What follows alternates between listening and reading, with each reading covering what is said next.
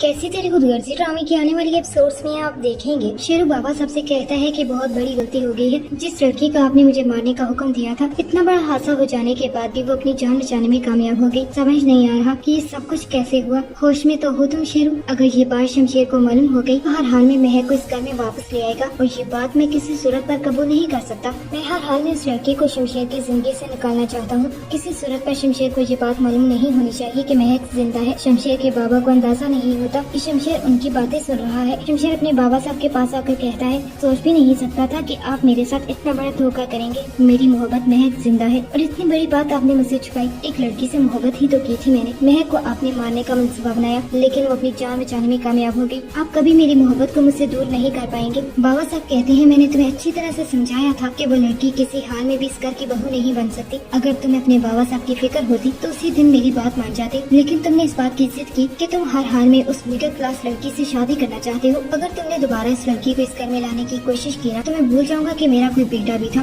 तुम्हें जायदाद से आग कर दिया जाएगा। बाबा साहब, आप इस तरह की धमकी किसी और को दीजिएगा, क्योंकि आपकी इस तरह की धमकियों से मैं डरने वाला नहीं। मैं महक से सच्ची मोहब्बत करता हूँ और हर हाल में उसे अपनी जिंदगी का हिस्सा बनाकर इस घर में लेके आऊंगा। पहले तो आपने महक को मारने का मंसूबा बनाया, लेकिन इस दफा अगर महक को कोई भी नुकसान पहुँचाना तो मैं भूल जाऊंगी कि आपका और मेरा आपस में क्या रिश्ता है। अब तो बाबा साहब दंग रह जाते हैं। उन्हें अच्छी तरह से अंदाजा हो जाता है कि शमशेर पागलों की हद तक महक को चाहता है।